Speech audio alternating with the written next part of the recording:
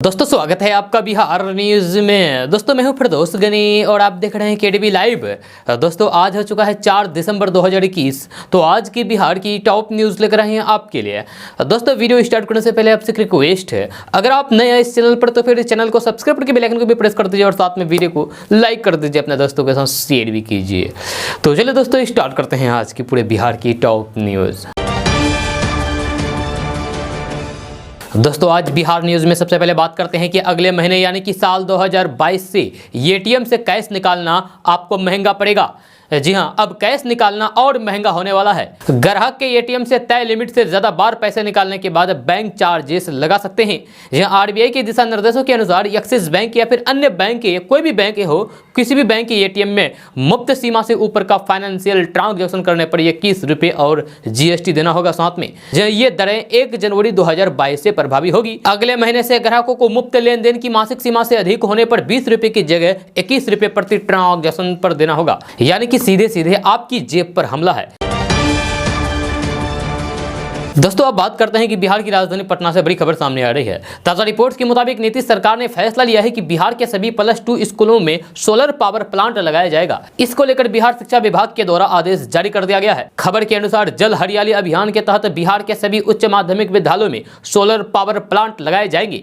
इसको लेकर तैयारियां शुरू हो चुकी है। बहुत जल्द बिहार के स्कूलों में ये सोलर पावर प्लांट लगाया जाएगा। आपको बता दूं कि अपर मुख्य सचिव ने सभी जिला शिक्षा पदाधिकारियों को निर्देश दिया है कि वे स्थल निरीक्षण के दौरान बरेडा के अधिकारियों को सहयोग करें तथा उनसे समन्वय स्थापित करें ताकि स्कूलों में ये सोलर पावर प्लांट लगाया जा सके। मिली जानकारी के अनुसार बिहार के सभी +2 स्कूलों में सोलर पावर प्लांट लगाने के लिए बरेडा और शिक्षा विभाग के बीच एक आशय एकरारनामा भी होगा, जिसके बाद बरेडा बहुत जल्द बिहार के स्कूलों में सोलर पावर प्लांट लगाने की प्रक्रिया शुरू करेगा। दोस्तों अब बात करते हैं कि बिहार में किसानों को खाद की किल्लत का सामना करना पड़ रहा है। जब मधेपुरा, सासाराम और बक्सर समेत कई जिलों में किसान सरकारी गोदाम में खाद लेने पहुंचे, लेकिन उन्हें लंबे इंतजार के बाद भी खाद नहीं मिल पाया तो फिर उन्होंने हंगामा शुरू कर दिया। यह किसान सरकारी कुव्यवस्था का विरोध कर रहे हैं। जब विस्कोमान के गोदामों से किसानों को खाद मिलने में दिक्कतें हो रही है, जब बुआई का समय नजदीक आ जाने के बाद भी सरकारी व्यवस्था के लचर होने से किसानों को बड़े नुकसान का खतरा सामने दिख रहा है। जब बिहार के कई जिलों में गोदाम के सामने लंबी कतारें लगी हुई है खाद लेने के लिए, लेकिन सरकारी अधिकारी या फिर कर्मी कोई भी इनकी सुध लेने को तैयार नहीं है। दोस्तों अब बात करते हैं कि अब कार बाइक चलाने वाले सावधान हो जाएं, क्योंकि आप सब के लिए एक बहुत ही जरूरी खबर है। यूं तो आजकल हर कोई हेलमेट बहुत मुश्किल से पहनता है, लेकिन कुछ लोग आज भी बिना हेलमेट के मानो हवा में बाइक चलाते हो। कार चालकों की बात करें तो सड़क पर ऐसी स्पीड होती है मानो सड़क पर कोई नहीं है, सड़क इन्हीं की है। बस सबको घर ऑफिस पहुंचने की जल्दी जरूरत है, लेकिन अब ऐसा नहीं होगा, क्योंकि ट्रैफिक चालान को लेकर एक बड़ी खबर सामने आई है। अगर आप भी कार, मोटरसाइकिल, स्कूटर या फिर अन्य किसी भी तरह का वाहन, गाड़ी चलाते हैं तो फिर सावधान हो जाइए, सावधान रहिए। मीडिया रिपोर्ट्स के मुताबिक मोटर वाहन संशोधन अधिनियम 2021 के लागू होने के 23 महीने में देश भर में यातायात उल्लंघन के लिए 7 करोड़ 67 लाख से अधिक चालान जारी किए हैं। इसी तरीके से अब जुर्माना पहले से ज्यादा बढ़ा दिया गया है। दोस्तों अब बात करते हैं कि आम आदमी को महंगाई का एक और बड़ा झटका लगने जा रहा है। ये खबर उन लोगों के लिए है जो घर बनाने की तैयारी कर रहे हैं। जहां आशंका जताई जा रही है कि आने वाले दिनों में सीमेंट का भाव 400 रुपए प्रति बोरी तक पहुंच सकता है, यानी कि सीमेंट की कीमतें रिकॉर्ड स्तर पर पहुंच सकती है। आपको बता दें कि अगस्त से अब तक पूरे देश में सीमेंट का भाव 10 से 15 रुपए बोरी बढ़ गया है। जहां अब आने वाले दिनों में ये दाम 15 से 20 रुपए बोरी और बढ़ सकते हैं। इसके साथ ही अधिकांश कंपनियों की सीमेंट 400 रुपए प्रति बैग बिकेगी। इसका सीधा सा असर रियल एस्टेट पर पड़ेगा। कोरोना काल के बाद से यह सेक्टर संघर्ष कर रहा है। दीपावली के बाद तेजी आई थी, लेकिन सीमेंट और सरिया के दाम फिर से खेल बिगाड़ सकते हैं। एक रिपोर्ट के अनुसार ये पेट्रोल, डीजल और फिर कोयले के दामों का असर है। हालांकि यह भी कहा जा रहा है कि यदि डिमांड बढ़ती है तो फिर भावों में कुछ राहत मिल सकती है। दोस्तों बात करते हैं कि भारत के प्रथम राष्ट्रपति डॉक्टर राजेंद्र प्रसाद की कल 137वीं जयंती थी। यह देश के स्वतंत्रता आंदोलन के इतिहास का जब कोई भी जिक्र होता है तो फिर डॉक्टर राजेंद्र प्रसाद का नाम सबसे ऊपर हमेशा आता है। यह डॉक्टर राजेंद्र प्रसाद भारत के प्रथम राष्ट्रपति और महान भारतीय स्वतंत्रता सेनानी थे। वे भारतीय स्वाधीनता आंदोलन के प्रमुख नेताओं में से थे और उन्होंने भारतीय राष्ट्रीय कांग्रेस के अध्यक्ष के रूप में प्रमुख भूमिका निभाई थी। यह डॉक्टर राजेंद्र प्रसाद ने भारतीय संविधान के निर्माण में भी अपना महत्वपूर्ण योगदान दिया था। सम्मान से उन्हें लोग राजेंद्र बाबू के नाम से भी बुलाया करते थे। यह डॉक्टर डॉक्टर राजेंद्र प्रसाद का जन्म 3 दिसंबर 1884 को बिहार के सारण जिले, जो अब सिवान में है, वहां पर एक गांव में हुआ था, जहां उनके पिता महोदय साहब सांस्कृतिक और फारसी के विज्ञान थे। अपने 5 भाई बहनों में डॉक्टर राजेंद्र प्रसाद सबसे छोटे थे। यह सबसे छोटे होने की वजह से बचपन में राजेंद्र बाबू को भरपूर प्यार और दुलार मिला। वे बचपन से ही सुबह बहुत जल्दी उठने के आदी थे। उनका पढ़ाई के प्रति बचपन से ही काफी लगाव था। वे हमेशा अपने पढ़ाई पर ध्यान दिया करते थे। दोस्तों, बात करते हैं कि बिहार के किशनगंज जिला के कोचाधामन प्रखंड के बड़ी जान पंचायत के मुखिया प्रतिनिधि फुरकान आलम को गोली मारने के मामले में पुलिस की ओर से की जा रही कार्रवाई में 4 आरोपियों को गिरफ्तार किया है, जहां अलग अलग स्थानों से गिरफ्तार किया है। पकड़े गए आरोपियों से पूछताछ की जा रही है। इसकी पुष्टि गुरुवार को एसपी कुमार आशीष ने करते हुए कहा है कि कोचाधामन में बड़ी जान पंचायत मुखिया प्रतिनिधि फुरकान आलम को गोली मारे जाने के मामले को गंभीरता से लिया गया था। घटना के बाद एक विशेष टीम का गठन किया गया। टीम का नेतृत्व एसडीपीओ अनवर जावेद अंसारी कर रहे थे। टीम ने घटना के कुछ घंटे के बाद ही 4 लोगों को गिरफ्तार किया है। यह घटना उस वक्त घटी थी जब कोचाधामन प्रखंड के बड़ीजान पंचायत के मुखिया प्रतिनिधि फुरकान आलम क्षेत्र भ्रमण करने के लिए निकले थे। इस दौरान बदमाशों ने दुर्गापुर के पास गोली मारकर घायल कर दिया था। दोस्तों, बात करते हैं कि कल बिहार के किशनगंज और अररिया में आग का तांडव देखने को मिला।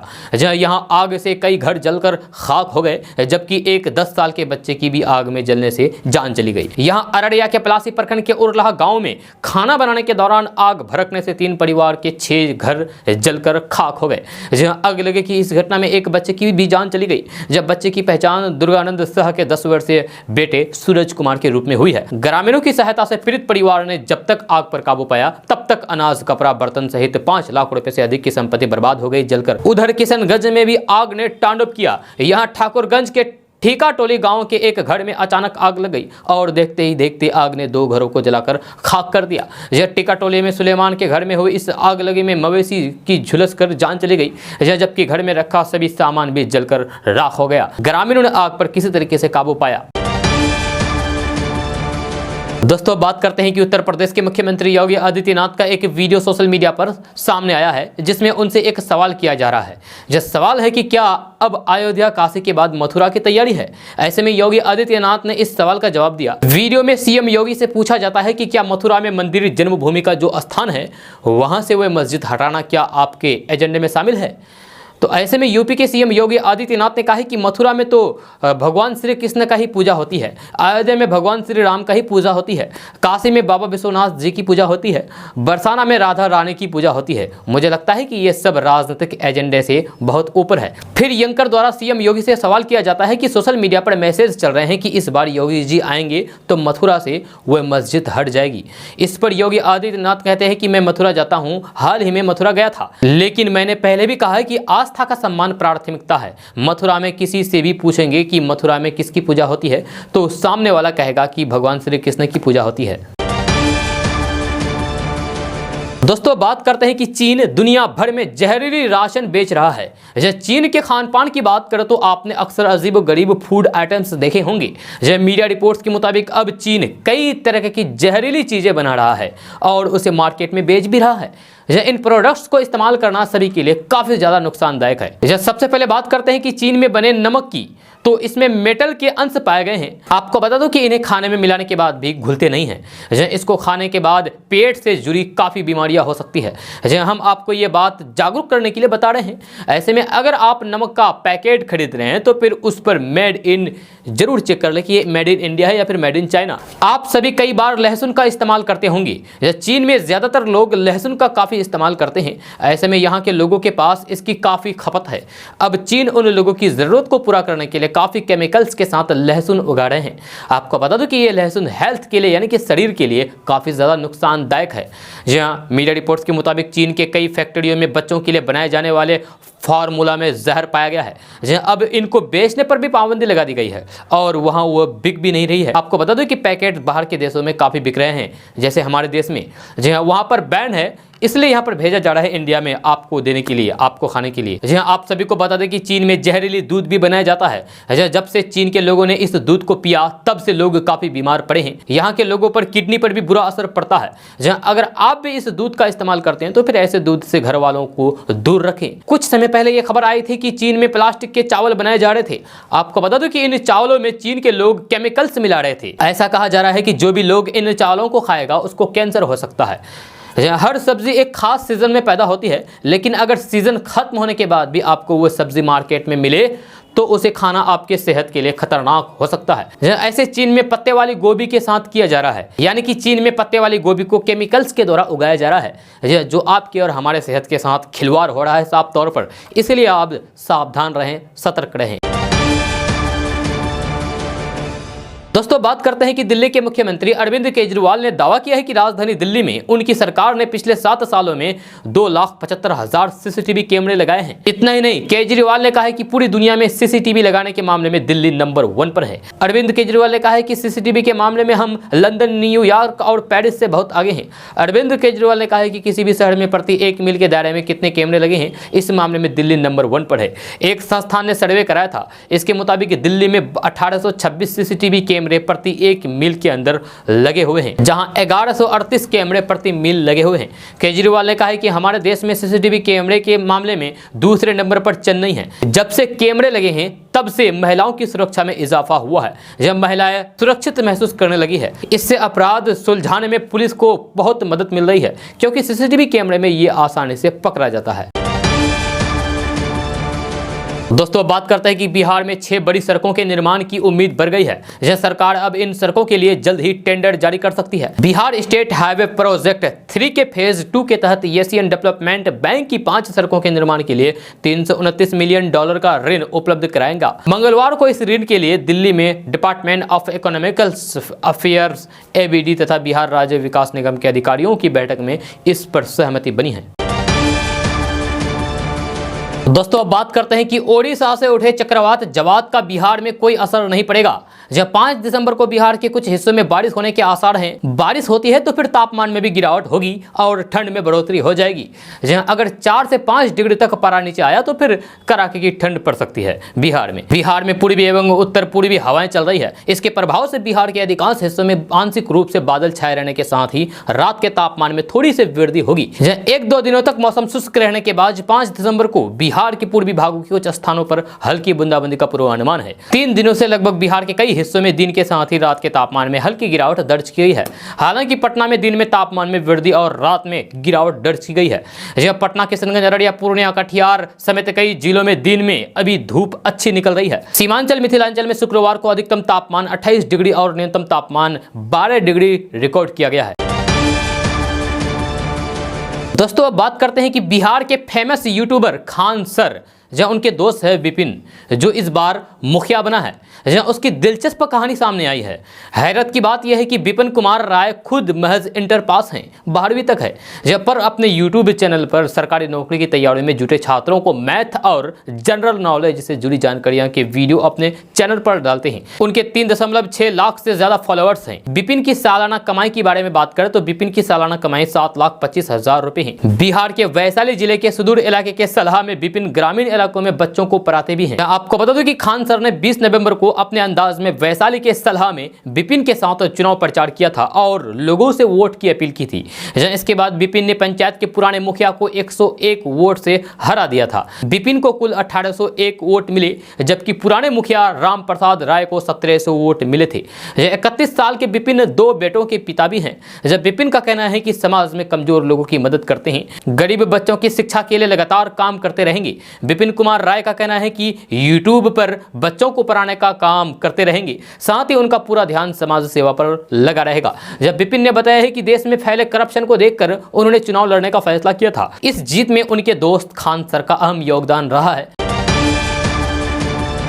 दोस्तों, अब बात करते हैं कि अब डॉक्टर साहब से सुझाव लेने के लिए आपको अस्पताल की लंबी लाइन में नहीं लगना पड़ेगा। ऐसा हम इसीलिए कह रहे हैं क्योंकि अब डॉक्टर साहब आपके व्हाट्सएप पर उपलब्ध होंगे। दरअसल इलेक्ट्रॉनिक और सूचना प्रौद्योगिकी मंत्रालय द्वारा CSC स्कीम ने देश के ग्रामीण और दूर दराज के हिस्सों में रहने वाले लोगों के लिए टेली कंसल्टेशन समाधान प्रदान करने के उद्देश्य से व्हाट्सएप पर एक डेडिकेटेड हेल्पलाइन नंबर शुरू करने की घोषणा की है, जिसे CSC health service help desk कहा जा रहा है। खास बात यह है कि यह सेवा सभी के लिए फ्री में उपलब्ध है। यानी कि उपयोगकर्ता फ्री में व्हाट्सएप पर CSC health service help desk का उपयोग कर सकेंगे। यह सर्विस हिंदी और अंग्रेजी दोनों भाषाओं में उपलब्ध होगी। अगर आप भी हेल्प लेना चाहते हैं तो आपको एक व्हाट्सएप नंबर दे रहे हैं, उस व्हाट्सएप नंबर पर आप मैसेज करें, व्हाट्सएप पर मैसेज करके आप अपना हेल्प ले सकते हैं। और ये व्हाट्सएप नंबर है 7290055552 यानी कि 7290055552। हेल्प लेने के लिए आप व्हाट्सएप पर इस नंबर पर हाय लेकर के भेजेंगे, ठीक है। उसके बाद फिर विकल्पों का चयन करना होगा डॉक्टरों से जुड़ने के लिए। दोस्तों अब बात करते हैं कि बिहार के बेरोजगारों को रोजगार देने के लिए विशेष पोर्टल बनाया जाएगा। इस पोर्टल पर रोजगार देने वाली कंपनियों को सूचीबद्ध किया जाएगा। जब पोर्टल पर वैकेंसी देखकर बेरोजगार इस पोर्टल के माध्यम से रोजगार पा सकेंगे। जब बिहार में बेरोजगार युवाओं का कौशल विकास करने के लिए अलग अलग योजनाओं में प्रशिक्षण दिया जा रहा है। श्रम संसाधन विभाग की ओर से चलाए जा रहे कौशल विकास प्रशिक्षण कार्यक्रम में 12 लाख युवा नामांकित हुए हैं। इसमें से 9,25,000 युवाओं को प्रमाण पत्र दिया जा चुका है। जो वही 75,000 से अधिक युवा अब भी प्रशिक्षण ले रहे हैं। जो वही डोमेन स्किल में 90,247 लोगों का पंजीकरण हुआ है। इनमें से 54,215 का मूल्यांकन हुआ है तो फिर 50,762 को प्रमाण पत्र दिया गया है। दोस्तों अब बात करते हैं कि जन अधिकार पार्टी के कांग्रेस में विलय को लेकर कयास तेज हो गए हैं। जन अधिकार पार्टी के प्रकोष्ठ की कमेटी भंग किए जाने के बाद संभावना जताई जा रही है कि जल्द पार्टी का विलय कांग्रेस में हो सकता है। जन अधिकार पार्टी के प्रदेश अध्यक्ष राघवेंद्र कुशवाहा ने गुरुवार को पार्टी की सभी कमेटियों को भंग किए जाने की जानकारी दी है। आपको बता दें कि पिछले दिनों ये चर्चा जोरों पर थी, पर किंतु किन्हीं वजह से ये मामला ठंडा पड़ गया था। जन अधिकार पार्टी के राष्ट्रीय अध्यक्ष राजेश रंजन उर्फ पप्पू यादव की अध्यक्षता में हुई केंद्रीय कोर कमेटी की बैठक में लिए गए निर्णय के अनुसार जन अधिकार पार्टी ने गुरुवार को सभी प्रकोष्ठों की तमाम कमेटियों को तत्काल प्रभाव से भंग कर दिया है। दोस्तों बात करते हैं कि उत्तर प्रदेश के मुख्यमंत्री योगी आदित्यनाथ का एक वीडियो इन दिनों खूब वायरल हो रहा है सोशल मीडिया पर, आप भी शायद देखे होंगे, जिसमें वे बीजेपी नेता को मंच से ही फटकार लगाते दिख रहे हैं। जय गुस्से में सीएम योगी के इस अंदाज को सोशल मीडिया पर लोग शेयर कर रहे हैं। ये मामला 29 नवंबर का बताया जा रहा है। जानकारी के अनुसार सीएम योगी जिस नेता को मंच से डांट लगा रहे हैं उनका नाम विविद्र चंद कौशिक है। फिलहाल उन्हें राज्य मंत्री का दर्जा मिला है। सीएम योगी बांसगांव विधानसभा क्षेत्र के एक खेल आयोजन में पहुंचे थे। इस दौरान जब वे मुख्य अतिथि के रूप में मंच पर पहुंचे थे तभी बीजेपी नेता कौशिक उनके कानों में जाकर कुछ कहने की कोशिश कर रहे थे। कौशिक को ऐसा करने पर योगी आदित्यनाथ को गुस्सा आ गया और उन्होंने डांटते हुए कहा कि हटो हटो, यहां से बात करेंगे बाद में। दोस्तों बात करते हैं कि बिहार सरकार कोरोना के नए वेरिएंट ओमिक्रॉन को लेकर पूरी तरीके से अलर्ट मोड पर है। सरकार ने बिहार में अनलॉक 10 को लेकर गाइडलाइंस जारी कर दिया है। आपदा प्रबंधन द्वारा जारी ये गाइडलाइंस 1 से 15 दिसंबर तक प्रभावी रहेगी। नियम के मुताबिक सरकारी कार्यालयों में बिना कोविड का टीका लिए प्रवेश करना वर्जित है और जो भी व्यक्ति इसका पालन नहीं करेगा उस पर कार्रवाई हो सकती है। इसके अलावा दुकान और प्रतिष्ठान चलाने के लिए भी वैक्सीन लेना अनिवार्य है। ऐसे में जो लोग कोरोना के नियमों का पालन नहीं करेंगे उनकी दुकानें बंद हो सकती है। वही बारात और जुलूस में पहले की तरह अभी भी डीजे बजाने पर प्रतिबंध जारी रहेगा और शादी विवाह की सूचना से संबंधित थाने को 3 दिन पहले देनी होगी। अंतिम संस्कार और श्राद्ध कार्यक्रम कोविड नियमों के अनुसार ही होंगे। आपदा प्रबंधन समूह ने खतरे को देखते हुए जिला प्रशासन को फैसले लेने का अधिकार दिया है। दोस्तों बात करते हैं कि शराबबंदी के लिए महिलाओं के कमरे में मर्द पुलिसकर्मियों के घुसने को जायज ठहराते हुए सीएम नीतीश कुमार ने बीजेपी की एक महिला विधायक के लिए ऐसे शब्दों का प्रयोग कर दिया कि एनडीए विधायक दल की बैठक में हंगामा हो गया। हंगामा ऐसा हुआ कि बीजेपी के बड़े नेताओं को भी विधायकों को शांत करने में पसीने छूट गए। खबर यह है कि भरी मीटिंग में नीतीश कुमार ने बीजेपी की महिला विधायक को कहा कि आप इतनी सुंदर हैं। जी हां, दरअसल बिहार विधानमंडल का शीतकालीन सत्र चल रहा था। इस सत्र को लेकर सोमवार को एनडीए विधायक दल की बैठक बुलाई गई थी। इसी बैठक में नीतीश कुमार पर बीजेपी की महिला आदिवासी विधायक के लिए गलत शब्दों का प्रयोग करने के आरोप लगा रहे हैं। उसके बाद न सिर्फ नीतीश कुमार को बीजेपी के विधायकों का विरोध झेलना पड़ा बल्कि बीजेपी के प्रदेश अध्यक्ष संजय जायसवाल की भी फजीहत हो गई। एनडीटीवी की रिपोर्ट्स के मुताबिक विधायक निक्की हेम्ब्रम आदिवासियों की समस्या बता रही थी कि नीतीश कुमार ने उन्हें बीच में ही रोक दिया। नीतीश कुमार ने खुद बोलना शुरू कर दिया और नीतीश कुमार ने कहा कि आप इतनी सुंदर है लेकिन आपको मालूम है कि आदिवासियों के लिए हमने क्या क्या किया है और आपका विचार बिल्कुल भी उल्टा है। नीतीश कुमार ने बीजेपी के विधायकों को यह भी कहा है कि वे अपने क्षेत्र में जाते ही नहीं हैं। दोस्तों बात करते हैं कि बिहार विधानमंडल के शीतकालीन सत्र के दूसरे दिन दो विधायकों के बीच हुई तल्खी दोस्ती में बदल गई है। जब पटना की मनेर विधानसभा के राष्ट्रीय जनता दल यानी कि आरजेडी के विधायक भाई वीरेंद्र की कोशिश दूसरे दिन रंग लाई, जब बिहार विधानसभा अध्यक्ष विजय कुमार सिन्हा ने सदन में बीजेपी विधायक संजय सरावगी और भाई वीरेंद्र के बीच सुलह करा दी है। जब उप मुख्यमंत्री तारकिशोर प्रसाद और नेता प्रतिपक्ष तेजस्वी यादव की मौजूदगी में आरजेडी और भाजपा विधायकों ने एक दूसरे से हाथ मिलाया और गिले शिकवे खत्म किए। इस मौके पर आरजेडी के विधायक भाई वीरेंद्र ने कहा कि अगर मेरे शब्द बीजेपी एमएलए को बुरा लगे हैं तो मैं उसे वापस लेता हूं। उन्होंने कहा कि हम लड़ाई करने वाले लोग थोड़ी ना हैं, हम तो हमेशा दोस्ती पसंद करते हैं। आरजेडी विधायक ने कहा कि कुछ गलतफहमी हो गई थी जो नेता प्रतिपक्ष तेजस्वी यादव और बिहार विधानसभा अध्यक्ष विजय कुमार सिन्हा की मौजूदगी में खत्म हो गई है। दोस्तों बात करते हैं कि जल्द आपको भारतीय सेना नई वर्दी में नजर आ सकती है। यह सेना जल्द ही अपने सैनिकों के लिए नई वर्दी पेश कर सकती है। यह बताया जा रहा है कि सैनिकों के लिए पेश की जा रही नई वर्दी कई मायनों में अलग और आरामदायक होगी। यह नई वर्दी हल्की और जलवायु के अनुकूल होगी। नई वर्दी थल सेना की मौजूदा कैमोफ्लेज वर्दी की जगह लेगी। इसे अगले साल 15 जनवरी को सेना दिवस परेड में प्रदर्शित किया जा सकता है। जानकारी के मुताबिक सेना द्वारा पेश की जा रही नई वर्दी डिजिटल डिस्प्ले पैटर्न पर आधारित होगी। जानकारी के मुताबिक इस वर्दी को डिजाइन लंबे विचार विमर्श के बाद तैयार किया गया है। इसमें कई देशों की सैन्य वर्दियों को ध्यान में रखते हुए विश्लेषण के बाद नई वर्दी को अंतिम रूप दिया गया है। आधिकारिक बयानों के मुताबिक नई वर्दी अधिक टिकाऊ होने के साथ साथ गर्मी और सर्दी दोनों ही मौसमों में आरामदायक होगी। नई वर्दी में कई ऐसे रंगों का इस्तेमाल किया गया है जो सैनिकों को छिपने में मदद करेंगे। दोस्तों बात करते हैं कि बिजनेसमैन गौतम अडानी ने गुरुवार को मुंबई में पश्चिम बंगाल की मुख्यमंत्री ममता बनर्जी से मुलाकात की। इस दौरान गौतम अडानी से सीएम ममता बनर्जी को तारापुर बंदरगाह में निवेश करने का प्रस्ताव दिया है। आपको बता दें कि अप्रैल 2022 में कोलकाता में बंगाल ग्लोबल बिजनेस समिट होने जा रहा है। इससे पहले ममता बनर्जी और गौतम अडानी की मुलाकात निवेश को लेकर काफी महत्वपूर्ण मानी जा रही है। जब बंगाल बिजनेस समिट का उद्घाटन प्रधानमंत्री नरेंद्र मोदी करेंगे। आपको बता दें कि ममता बनर्जी पिछले हफ्ते जब प्रधानमंत्री नरेंद्र मोदी से मिलने दिल्ली आई थी, उसी दौरान उन्होंने बिजनेसमैन गौतम अडानी को आमंत्रित दिया था। गौतम अडानी ने अब सीएम ममता बनर्जी से मुलाकात की है।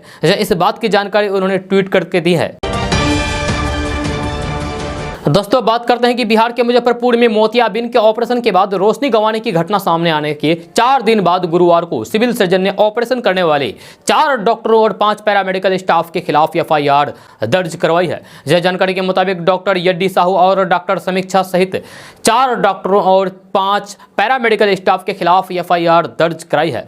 इन डॉक्टरों और पैरामेडिकल स्टाफ पर हत्या का प्रयास, जानबूझकर के लापरवाही और अंग भंग करने जैसे जुर्मों की धाराएं लगाई गई है। अस्पताल प्रबंधन पर भी कई गंभीर आरोप लगाए गए हैं। यह सरकार के आदेश के 24 घंटे बाद ब्रह्मपुर थाने में सिविल सर्जन ने एफआईआर दर्ज कराई है, जहां एसएसपी ने कहा है कि इस पूरे मामले की जांच शुरू कर दी गई है।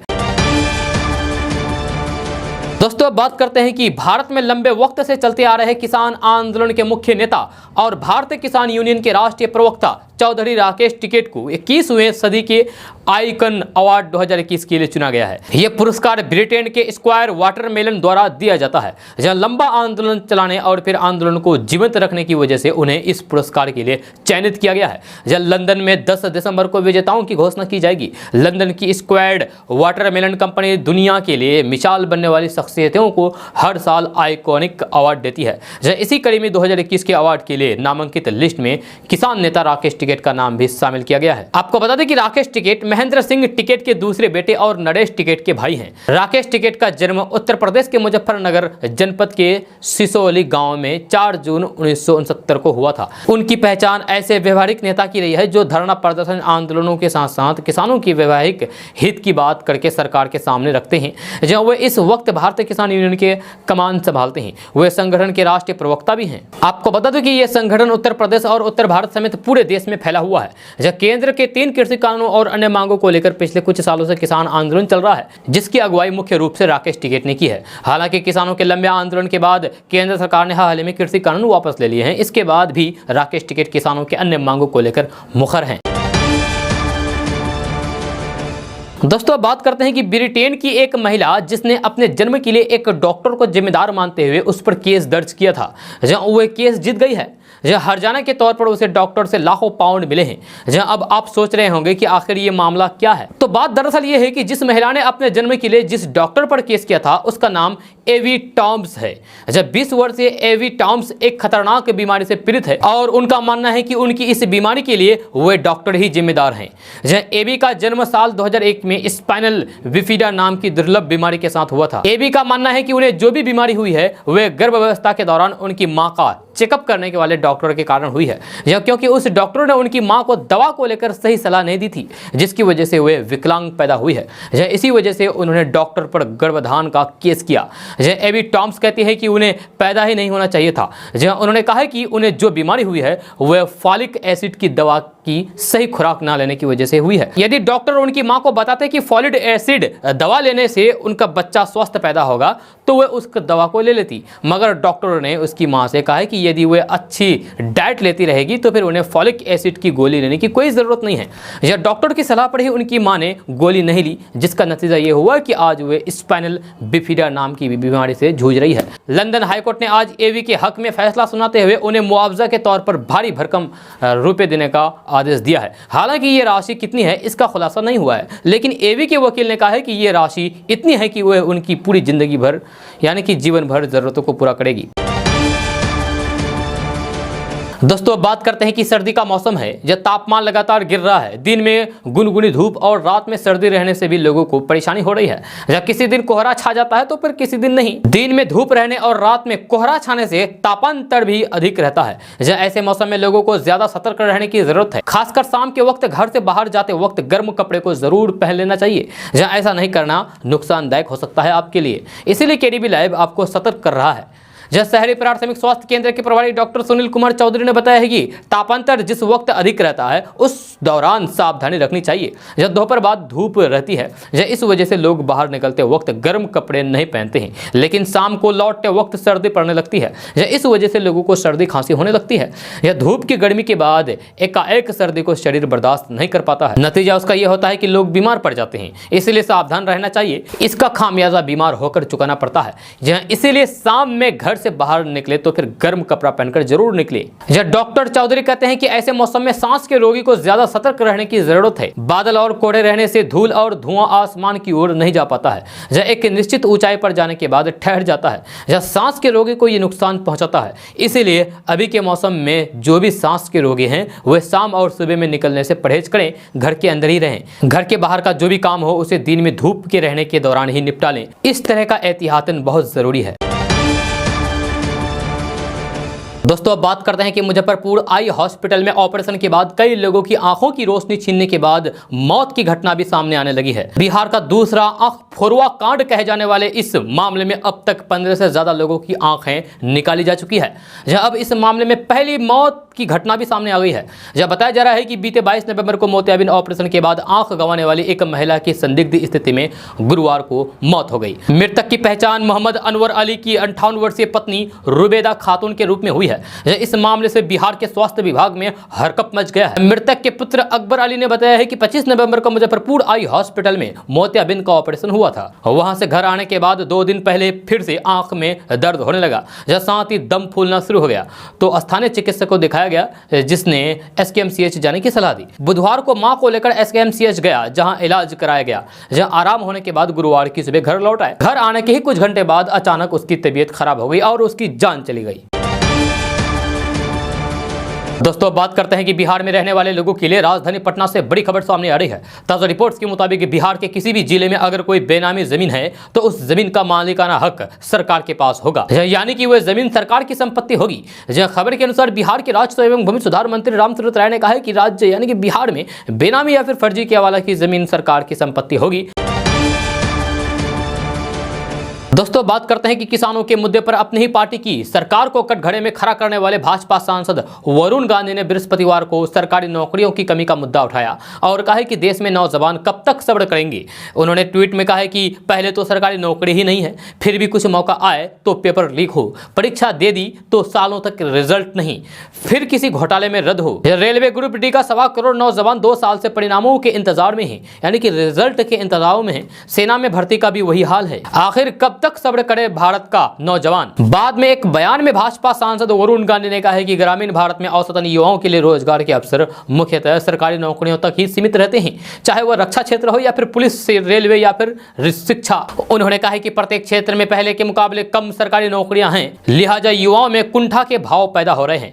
जब पिछले 2 सालों में सिर्फ उत्तर प्रदेश में परीक्षा पेपर लीक होने की वजह से 17 परीक्षाएं स्थगित की जा चुकी है, जहां अभी तक इसमें शामिल किसी बड़े सिंडिकेट की पहचान नहीं की जा सकी है। युवाओं को निजी क्षेत्र में रोजगार से जोड़ने का भी कोई तंत्र नहीं है, इसलिए रोजगार से संबंधित दिशा निर्देशों को और फिर निर्धारित समय सारणी का पालन किया जाना आवश्यक है।